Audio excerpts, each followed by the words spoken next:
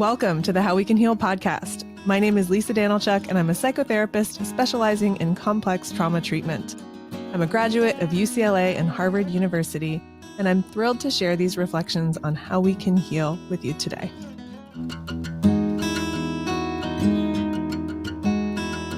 Welcome back to the show.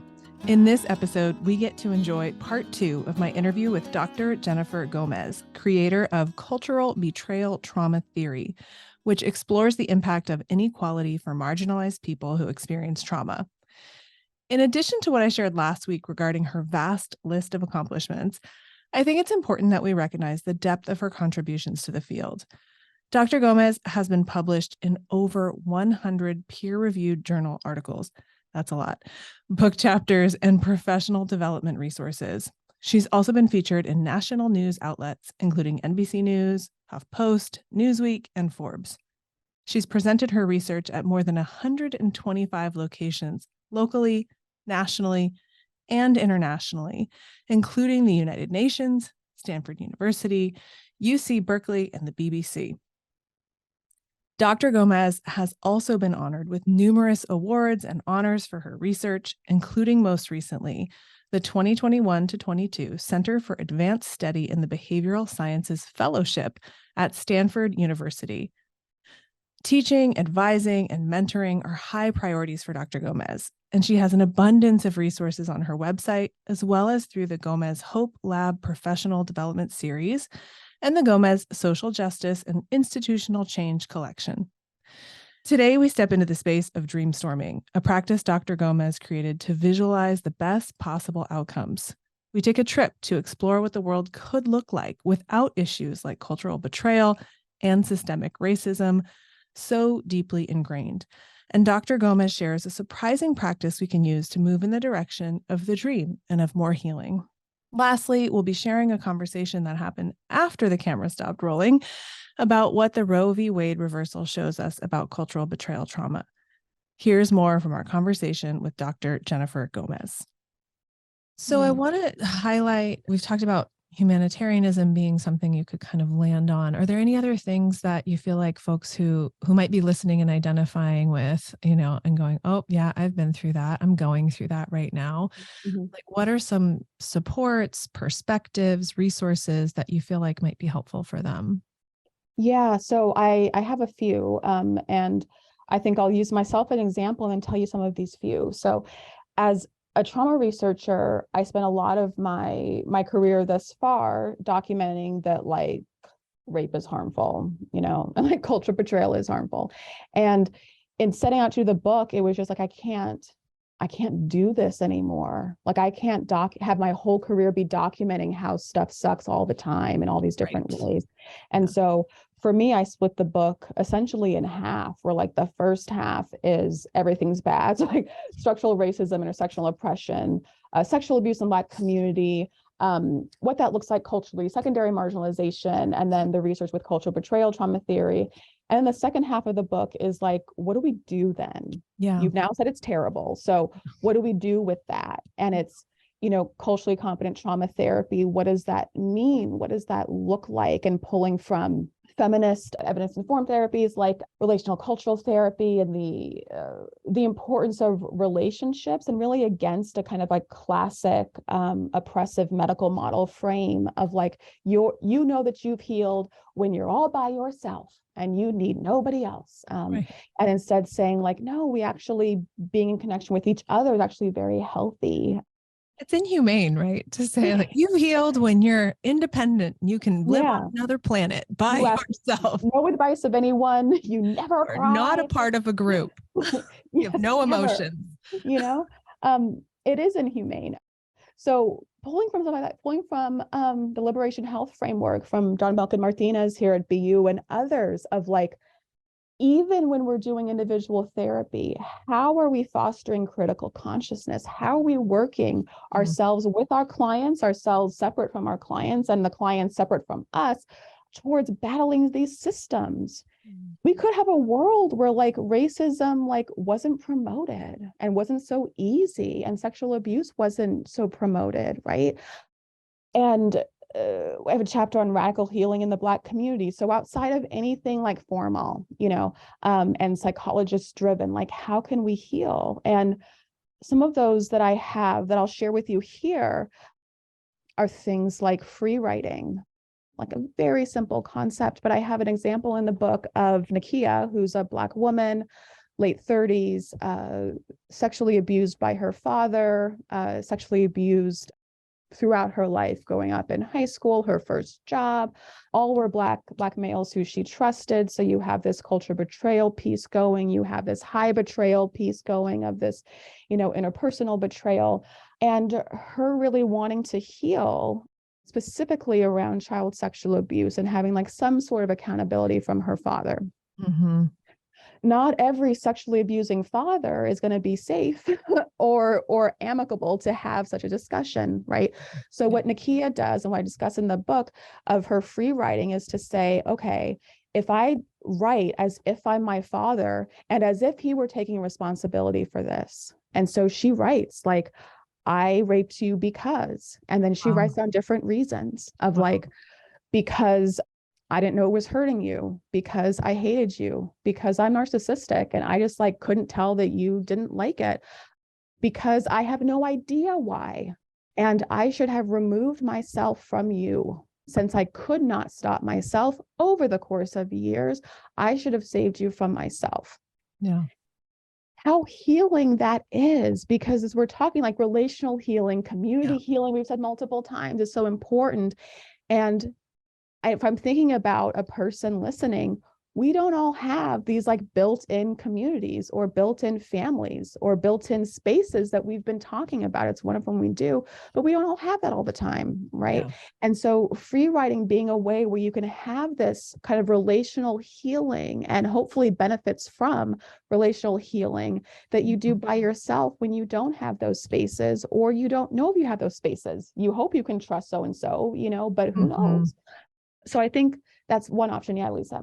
I love that, just because I think it's so common to encourage folks to write a letter to the person who did something to them to get everything out that they need to say.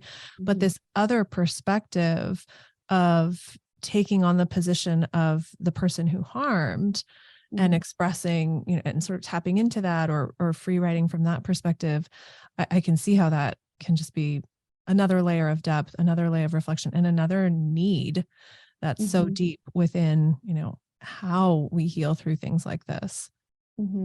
Yes. And I think I agree. I'm happy it resonates. We're going to see if it resonates with people. I think it'd be challenging. Like when I think of clients that I've worked with specifically, I feel like that could be a big ask, right? And it's always timing and it's always in the context of life and development and the relationship of the person you're working with. But I can see how that would be one of those pieces that feels like potentially a really big thing to suggest, but also I can't believe how much came out of that.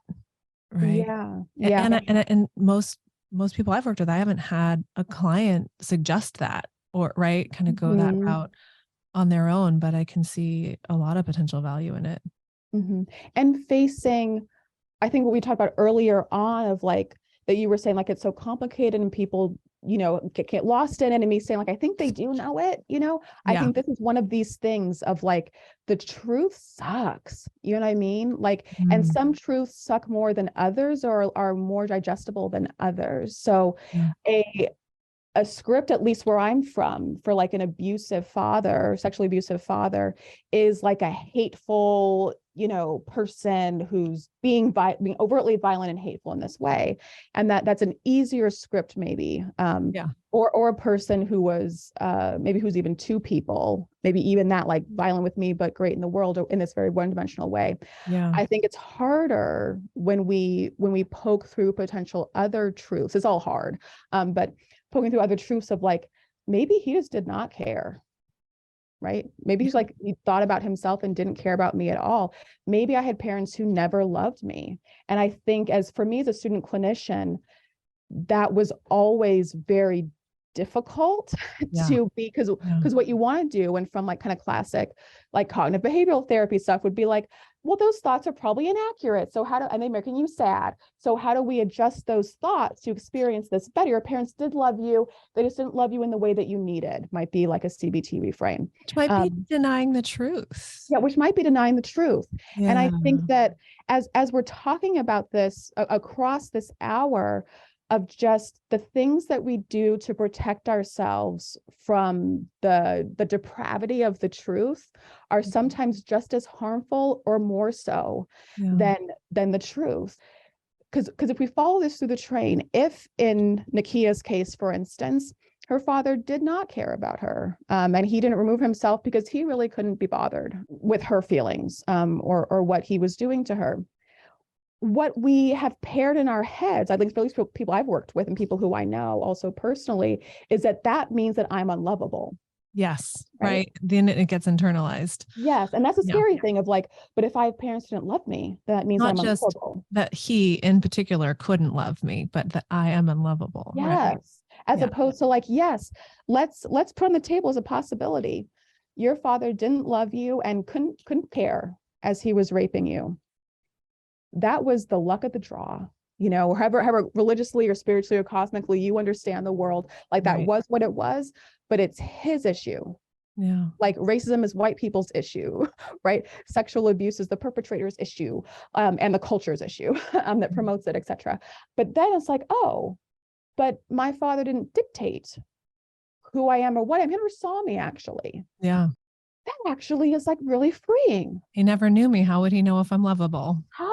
And he wasn't capable in whatever ways of loving someone besides himself. Well, gosh darn it. I can live a whole life that I want to live.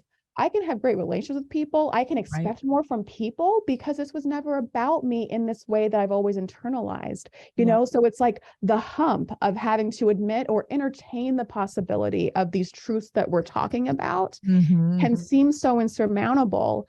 But when you interrogate it and kind of like get over the mountain and look to the other side, then it's like, I could just live a life. Yes. That isn't dictated by what he did or did not think about me, or how he did or did not care about me. Yeah. To me, feels like a moment of reclaiming power or of identifying power within yourself to choose and to self-identify and to move forward from things which, are all easier said than done. Right. Yeah. But I hear in that moment of looking over the mountain like this, oh, here I go. Right. Yeah. And I don't have to be defined by these other people or their problems or their behaviors or the way that they treated me. Yeah. And if we never do it, then we never start. Right. Yeah. So like an epiphany is lovely, and you'll probably have to have that epiphany multiple times over time and cycle through it. But if you never go in that direction, then you never get there. And there's no movement, why not have some slower movement than no movement? So the free writing is amazing. And I'm sure you have a bunch of other suggestions and, outlines and things in the book that folks can benefit from. Are there any other kind of key healing pieces you want to share, tools or resources? Yeah. So I would say the arts is one. Dr. Tamara Bryant, Black feminist and womanist psychologist, also president of the American Psychological Association, has, I think, many books, but the two I'm thinking of is Thriving in the Wake of Trauma, a multicultural guide, and then Homecoming, her latest book. Help yourself, help your loved ones, everyone. These books are brilliant. And what she discusses and what she centralizes is humanity and the humanity in us all and within context. And so related to the arts is that the arts can be so healing to watch I was a ballet dancer. So for me, ballet, watch the ballet, go to the symphony, but also engaging in the arts, drawing, writing poetry, like making art with your body, with your mind, with your space. And how the arts are such a beautiful way, a lot of times, at least for me and for many people I've worked with, of being able to get feelings out in a way that somehow feels less vulnerable because it's art at the end of it. It's not like I have to disclose something per se. It was just like through poetry that somehow feels different. Or speaking I don't have this in the book anywhere, but speaking in a different language. When I was younger, like say, very deep things in Spanish, or write them in Spanish, just felt better than saying it in English where other people understand. There's restorative justice principles. People feel lots of different ways about restorative justice, but the three principles being who was harmed, what are their needs, whose obligation are those needs. And so if it's okay, I was harmed, what are my needs? Well, I need community, I need to have access to books, I need to have access to people, I need to have access to free writing material, whatever. And whose obligation are those needs? And so the perpetrator, what about in the case of sexually abusive Black father against Black daughter? What about the rest of the family? What could they be doing? What about the organizations, CPS, Child Protective Services, and others that have lots of problems with racism? What are their obligations to do? And whether we can engage in that process physically, or even I find it healing in our minds of like, if again, we don't have that community that's going to take responsibility at different levels, what if I myself wrote it out and said, like, in an ideal world, what would these things look like? What it does is it takes all of the kind of pain and so-called pathology that you've taken responsibility for and placed it out structurally where it belongs. And then the last thing I'll say is the closing chapter for the book, which is institutional courage, coming from Jennifer Fried, institutional courage to change the world. And so how do we change the systems? And it was a big focus of the book, and when I fought really hard for it. So the book is published by APA, the American Psychological Association. In psychology, we tend to be individually focused, and having to really justify for the radical healing in the community chapter, as well as the institutional systems change chapter of like, no, this matters. If we want to, like, how can we do better by Black women and girls who've experienced cultural betrayal, sexual trauma, right? This Black male perpetrated sexual abuse. The systems need to change. And having an entire chapter devoted on, if this were a different world, what would it look like? What would our systems look like? What would our universities look like? Right. What would our healthcare system look like? And going through different examples of institutional betrayal coming from Carly Smith and Jennifer Fried in like a healthcare setting where white woman doctor sexually violates Black woman patient who's been sexually abused in the ways that we were describing. And okay, that happened. So what would a good response to that be? What would the institutionally courageous response to that be? And then DreamStorming, a concept of mine of like brainstorming, but dreamstorming a better world. Like if this world were equal, and if this world was a place where no white woman doctor ever like sexually violated a Black woman patient, and she was never sexually abused to start with, right? What would need to happen in that world? And going through and describing what those things could be. It's a intellectual, but also psychological, spiritual, emotional. Like process and healing to be placing the emphasis someplace else off of the individual. And in my opinion, it's just a straighter shoot to change. Like if instead of saying, when you go to the doctor, Black women, you could die during childbirth, and class is going to protect you from that, so beware. What if we just like trained MDs better? Right. That would affect Black women, but also everybody else, because they would treat everybody better, right? And so I think that we do what we can behaviorally with institutional change, systems change, but I think even us thinking in that different way, even us privileging like a Black woman perspective, that's healing by itself. That don't exist to be understood by white people. Like that's a huge like healing thing for me with this book of like, I could write a book the way that I wanted to write it, for who I wanted to write it for, and have that be okay, because I am not a second-class citizen in this world. Right? Like what I think matters for myself and for all of us, right? People who are like-minded, people who aren't. Right. It matters for everyone. Yeah. So I often ask folks what brings them hope, but I want to ask for a dream storm right now because I love that term. And will continue to use it and reference you in that. Mhm. What does it look like for this to be healed, for cultural betrayal trauma to be healed? Like, what are some anchor points that you, if you dreamstorm it and look forward in time, what would it look like for some of these things to be non-issues? Oh, I want to keep this grounded to like actual stuff. So let's go with R. Kelly. So what would this look like if it were going differently? Yes. So one thing could be that this came out initially in the early to mid 90s. He himself said, "Oh my gosh, I just sexually abused a child." Uh-oh. He goes and discloses to somebody. Instead of the carceral state that we have, where Black people are represented, but the US has #1 prison rate in the world, that's insane. So instead of a locking up and throwing away the key, saying, okay, so back to restorative justice principles, at least here in the purest form of like, Yeah.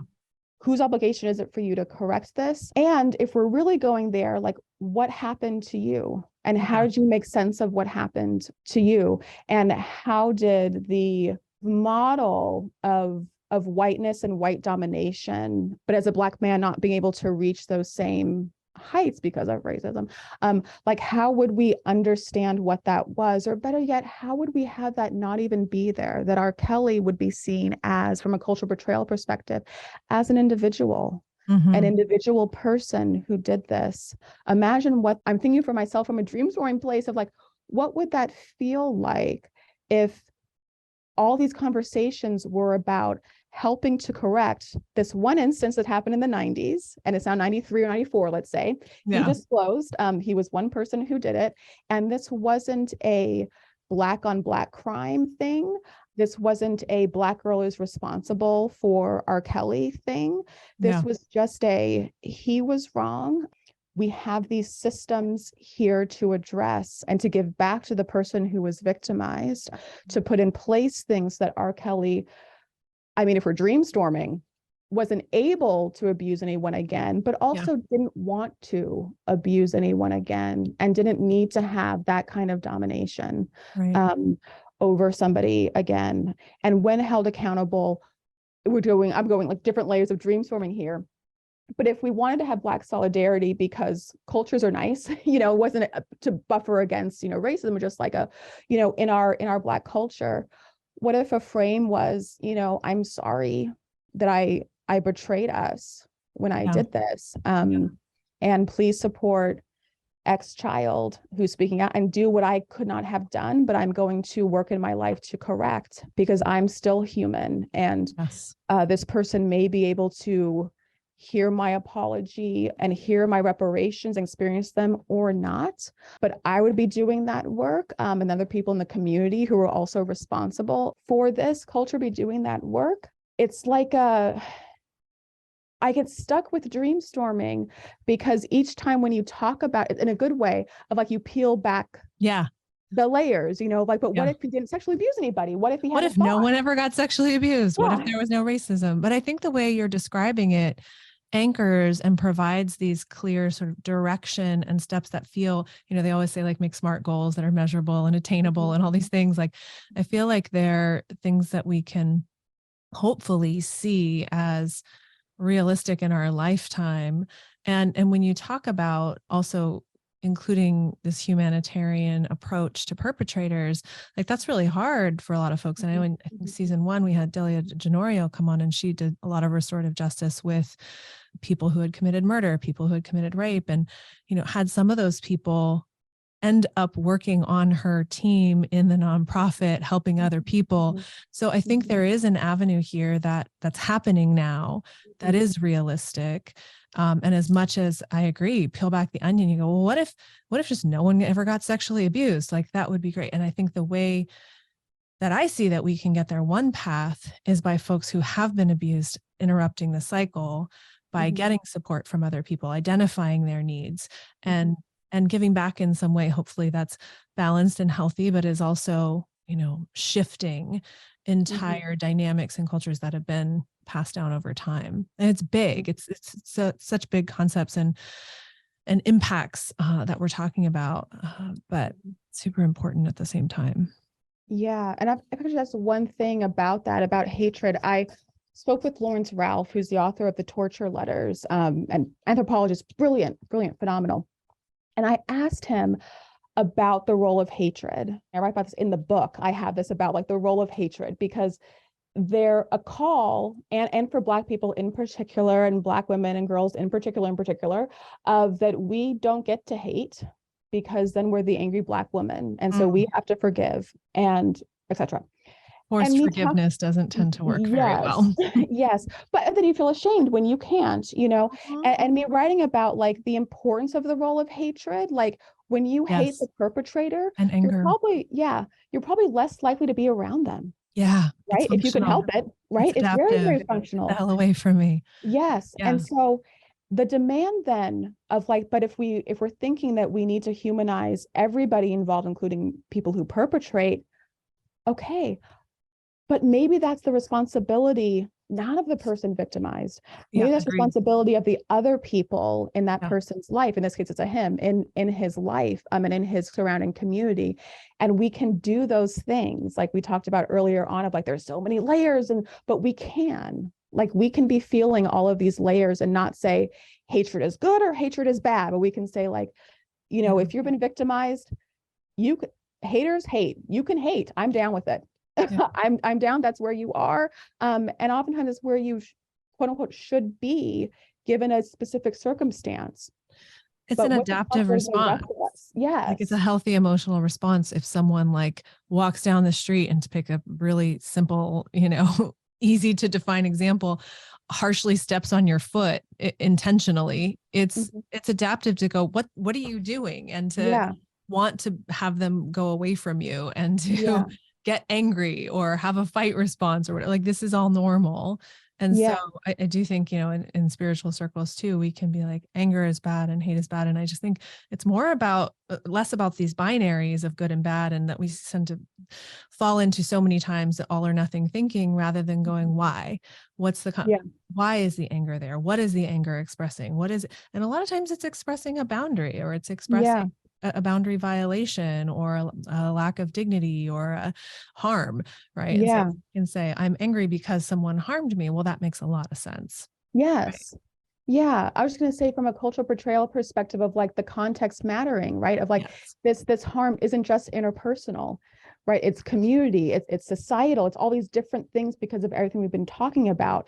Therefore, the responsibility around hating or not hating doesn't just fall on this individual who's been victimized, right? We expand the responsibility into our families, into our communities, into the perpetrator as well, for them being accountable for their behavior and so on. And so it just, and thinking about, this came from DreamStorming, as talking about this, of like peeling the onion back, like more and more context, because a lot of times you just get so individualized if there was the perpetrators and the victim, as opposed to like this was a relational harm, a community harm, a societal harm, all the way out. And so then our response to it, for prevention, for accountability, for healing, has to happen at all those layers as well, not just the one layer. Yes. I love it. 12 episodes of Jennifer Gómez.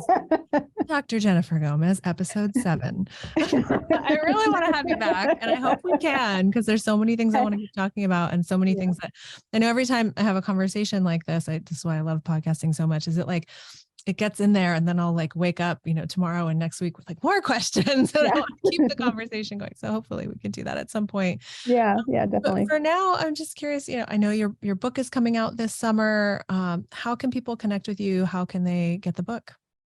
Oh, awesome. So the book's birthday is set to be July 11th, 2023. So mark your calendars. Yes. A great way as of now is to go to my website. And so I'm Jennifer M. Gómez. My website is jmgomez.org. I'll have everything there for all time. And I have a specific section on the website about cultural betrayal trauma theory. Then you'll see talks. There's even a dance I did, Contempt to Dance, Cultural Betrayal Trauma Theory, that illustrates the theory. You see talks I've given, questions, links to articles I've written for the general public and for academics. And then there's also a book section to the website that has what the chapters are. Eventually it'll have where you can go to buy the book. If you're interested, obviously buy the book if you're able and you're interested, but there are things to support the book, even if you don't have money. Like if you're affiliated with university, ask your university library to carry it. Yeah, lots of ways. jmgomez.org is the easiest to get information and to follow up. And to the extent that this is of interest to you and that you think this kind of work is important, the American Psychological Association, my publisher, this is a promising direction for what they publish. And so to the extent that we'd want to see more work from marginalized folks, like we're warned that a book like this that is contextual, that is critical, that names racism and oppressions and speaks, I write the way that I speak, it speaks very directly, takes it to a community and systems level. Supporting the book would really help to transform, I think, what APA can do and what the field can do and mental health in general, like where we can go. There are lots of people doing this work and we don't always get to be published, right, in big avenues because of the things we discussed. Well, I'm so glad your book is coming out. I can't wait to get it myself. And we kind of glossed over this. Well, we went into DreamStorm, but is there anything that like on a daily basis brings you hope as you continue to do this work?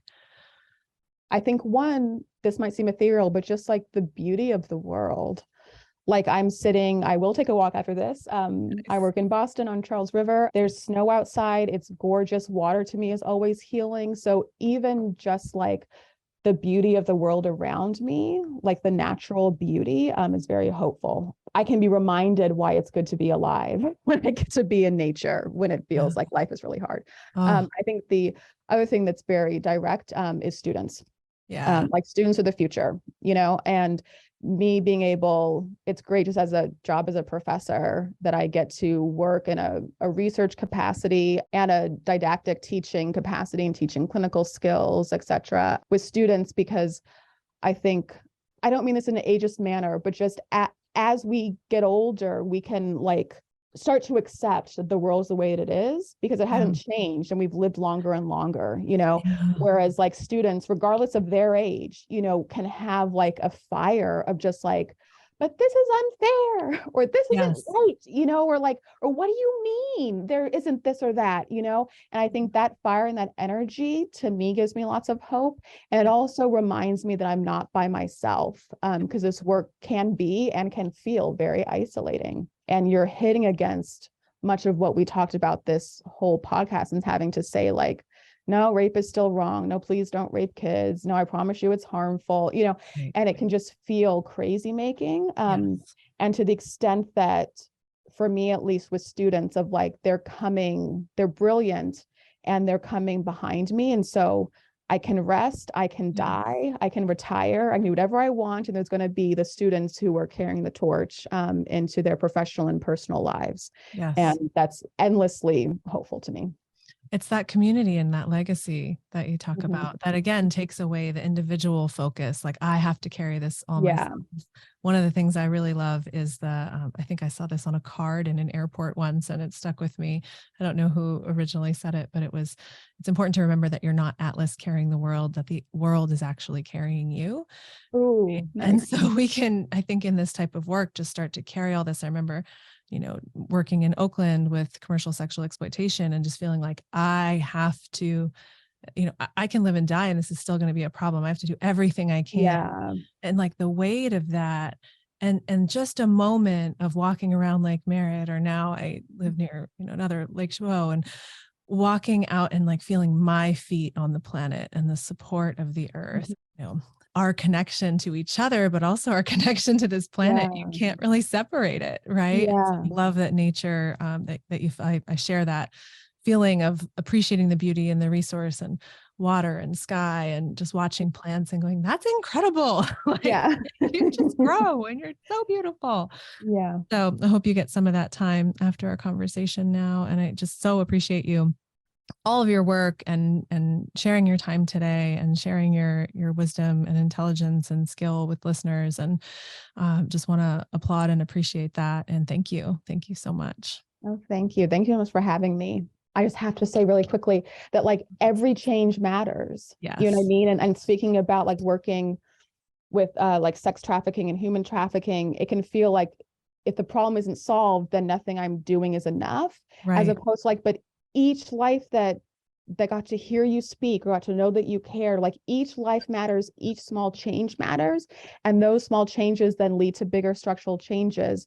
But the small changes, small individual changes in of themselves are so valuable and are worth noticing. And I think being deliberate about noticing those, at least for me, is helpful. Of like, parents are still raping their kids. This is where we are. Yeah. And to the extent that I was healed, which I was in this conversation, and you were, any listeners were, like, then this was a win. And we need to relish the wins, because each of us matter.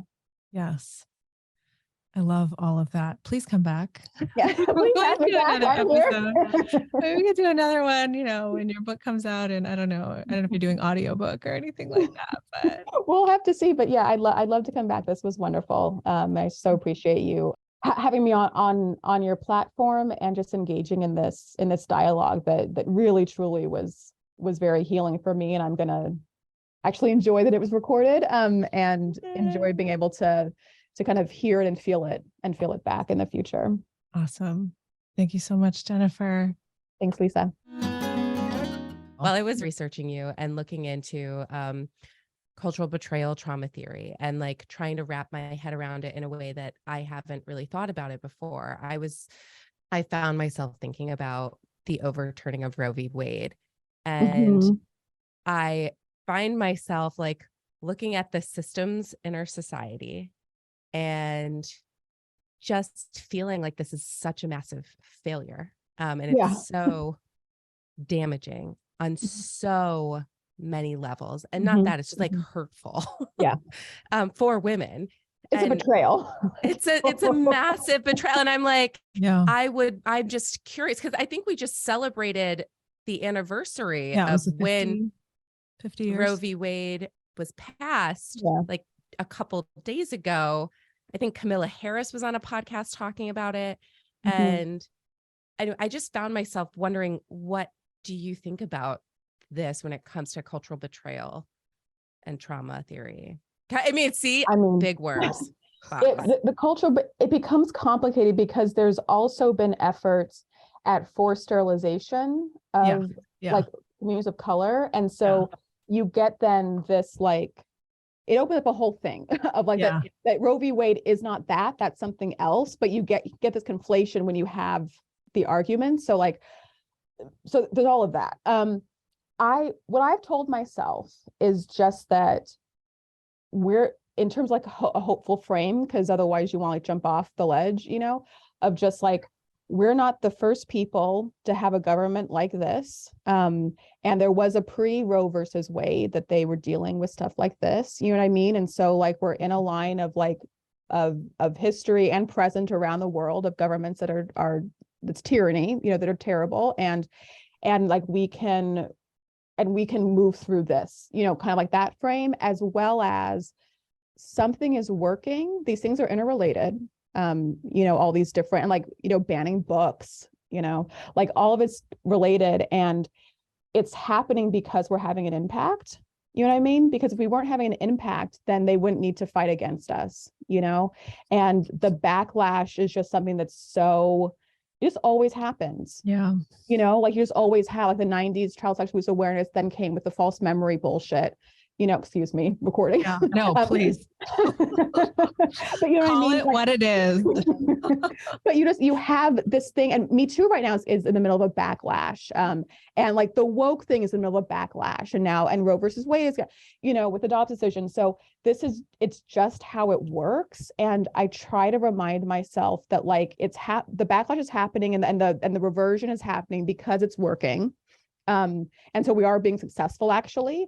And that like I don't know if you're looking for hope, but I have to think hopeful, because it's too terrible. It's too awful. But it's just like, as humans, like we live so short, you know what I mean? That we have a hard time having like a longer historical perspective. And like if we're overall over hundreds and thousands of years going upward, and better, then that's what we're hoping for. And at any given moment, we could be going backwards. Yeah. You know what I mean? So we're clearly in a moment of like going backwards, and it's going to get worse.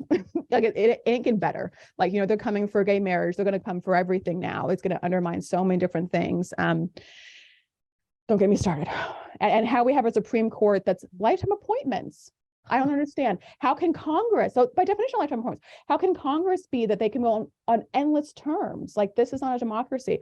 We don't live in a democracy, so fine. But just that, like, our understanding that our scope and our pain is so localized to the present because we live such short lives, Mm-hmm. you know, and so our perspective is skewed in that manner. And so, like, a question from you, Christine, was like, was Anita Hill before her time? You know, and it was like, no, it's been the time to do this. And people before her for hundreds of years have done this, you know? So, like, was the world ready? No. And kind of yes, because she, like, Anita Hill, like, changed my life. You know what I mean? Like, when I grew up enough to, 'cause I was a child when it happened. So when I like revisited and knew like what it meant, what she did, I'm going to start, it's just like, she's a legend, you know, like, Yeah. the stuff matters. So even though, like, the asshole is still in our Supreme Court, still doing the shit he's always done and worse, like, this still was powerful what she did, and that still matters. And so it's sort of like the cultural betrayal, like, why not minority betrayal language? Like, we centered our culture and our cultures in this way. Like, we're going to go ahead and center Anita Hill, like, as a win, and we'll let Clarence Thomas, like, sits where he sits. You know what I mean? But like, we get to pull back, like, the power of what this means, and the power of, like, how bad racism is, that, like, we'll give up Thurgood Marshall and go with a Clarence Thomas. He's always been ridiculous. You know what I mean? Like, it. So I just have to think that way. And it's the Pollyanna nature of Jennifer Fried, you know, like, rubs off of me over time, of just like each of us matters. And if Anita Hill was if she only existed in that realm of her doing good, like, she exists for herself and her own life and everything, but to the benefit of people like myself, Jennifer Fried, everyone else who was moved and inspired by her, then win. You know what I mean? Because we all matter. And so, and it's always this way. And I talk in the book about, I'm not talking about the book, just like on my mind, but like, about how we get called to do what the other side is doing. Like, the other side is just very easily passing laws. Why can't we do what they're doing? They have power on their side. They have bigotry on their side. You know, they have status on their side. So we can't do what they're doing. They get to be stupid as shit and do stuff because they already have the power to do it. You know what I mean? And so we can't make those comparisons, you know, across, like, why are they winning and we're losing? It's like, because inequality is winning, you know, and we were gaining ground and they stomped on us because they had to. You know what I mean? Yeah. Like, if we weren't having impact, they wouldn't do anything. And it's painful, because I work with students who are like, should I not do race scholarship because I'm not going to be able to get a job in academia, or I can work in Florida? You know what I mean? Or whatever. And it's like, keep doing it, because we're all still here. Like, those of us doing this work are still going to be here, and we got you. You know what I mean? And those people who aren't going to like your race scholarship weren't going to like your brown skin anyways. Hate to break it to you. They were already going to discriminate against you. So do the work you want to do, find your community, like, let's lean on each other and know that we exist and we can keep doing this. You know what I mean? And history will show them for who they are, and the shit they're doing. Like, it's just so painful. Like it's Dobbs and it's everything else that's going to shit, you know. It's too much, and like, we're not stopping. Like, we on this, you know, like, we're not stopping. Yeah. It makes me think of the arc of the moral universe is long thing, right? Like, it bends towards justice, but, you know, like you were saying earlier, we want it to happen in our lifetime. And I know I really felt, you know, how long ago was it now? 10, 15 years ago, like, yeah, here we go. This is good. There's progress. This is happening. Right? And I just expected it to continue. And then Yeah. like slammed in the face. Oh Yeah. no, here comes the backslide. Here comes the undertow. And living that is really challenging. And Yeah. there's so many things we've been through recently where, you know, people say, oh, this is unprecedented, or this is worse than it's ever been. I'm like, there's been a lot of real hard times here and around the world. And so like, I'm not going to say this is the worst it's ever been. I think it's just one of those backslide times where you feel that pull and you go, no, no, no, no, no, no, no. Cause we were just here, like, let's go back there. And it's hard to trust that type of cycle. It's just like in trauma therapy, when people are making progress and then some trigger or something happens in the world, right? And it's like, why am I back here again? Why am I having this same thought, or why am I having to make the same argument again? Like, why am I having to reestablish this boundary? I thought it was good.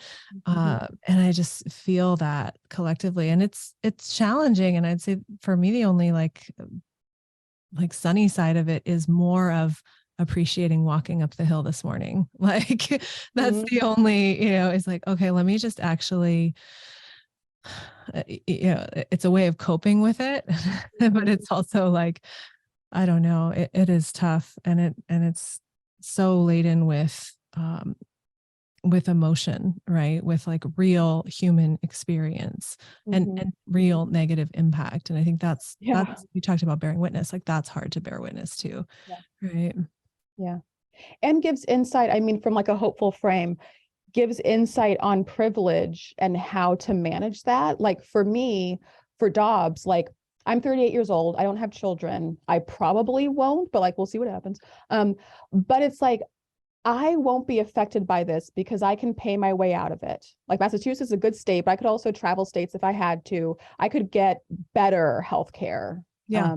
This also is inhibiting like people's actual healthcare, like unrelated to pregnancy, like just not, you know, and knowing that like even as a Black woman who has all this shit in the healthcare system that we know about, et cetera, it's like I have privilege in this way. And how can I understand that and be present to that to somehow use it for good? Yes. You know what I'm saying? Because it's very easy for me, at least, and I probably for lots of people, to be like, here's how I'm marginalized, here's how I'm discriminated against, and everything's against me all the time, which is what it feels like, as opposed to being like, I need to be, that's true, and I need to be in solidarity with people who are marginalized in ways that are different from me. And this is going to hit people who are in different states, who have the finances to move, who are of color, who are going to have doctors who are not going to be courageous, you know, or, you know, et cetera. And how can we then, and like the International Women's March 2018, like that was the most beautiful thing I've maybe ever seen, because it's always been siloed. It's always been like the white women do their thing, Black people, we do our thing, gay people, they do their thing over there, you know, and it was just like everybody came together. And we're like gloss and make it prettier than it was, but it was different than what I've seen in the past, and what I know about of the past. And so like, it is getting better. It's just also like getting way worse. It's like both things are happening at the same time. You know, it's like that messiness that comes up though when, I mean, I just think about a dissociated memory coming into awareness, right? Where it's like, oh, I think of one person, oh, super embodied, and I loved, you know, getting out and being athletic. And then this memory came up, and why do I not enjoy that anymore? And what's happening? It's like the whole, you know, chest opens up and the whole memory comes in, and then the impact of it is there. And then like, wait, what's happening? Because, you know, just a couple of months ago, this felt good, and now it doesn't anymore. And I think it's like, we got to a threshold where we could unpack, you know, and have more of what's real come to collective light. And then we're like, this feels like crap, right? This is really tough to navigate through, but I do think we're navigating through it. Oh, is that it? I do think we are. It was a question. Yeah, that we have a choice. I hope. Like, unless we all just die, you know what I mean? Once we cease to exist, then we're navigating through it. We're navigating through it. But I mean, I think there's individual levels of how we're navigating through it. But I think collectively, yeah, it's a question, because like I log into social media and I'm just like, I have to go now. Like, this is a Yeah, lot. enough. Like, Enough. so, but I do. There's, like you said, to have the hopeful frame. There's progress. There's backsliding in the progress. There's the whole nonlinear path that we're all on. It's really tough. Yeah. But and like the awareness of like when I was a kid, there wasn't social media. So it was you by yourself thinking that R. Kelly was ridiculous. There was nobody else. You know what I mean? And now it's like you're able to find your communities of people who you don't know and who don't live near you, and I think like for all the harm that social media does, and I think it does do a lot of harm in many different ways, but like that's been something that we're not going to go back from, of like keep fucking with us and we're going to keep like knowing what the truth is and fighting against you. You know what I mean? Because we're not going back to being all of us by ourselves saying, I'm the only person who's been sexually abused in this way. I'm the only person who experiences this thing at work. I'm the only person who, you know what I mean? It's just a me problem. It's not the systemic thing. Like, I think we have come to places where we're not going to slide back.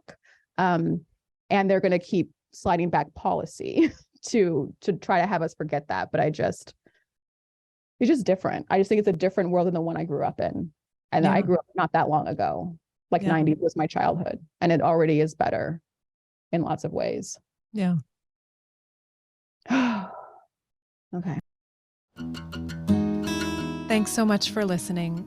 My hope is that you walk away from these episodes feeling supported and like you have a place to come to find the hope and inspiration you need to take your next small step forward. For more information and resources, please visit my website, howwecanheal.com. There, you'll find tons of helpful resources and the full transcript of each show. You can also click the podcast menu to submit requests for upcoming topics and guests. I look forward to hearing your ideas.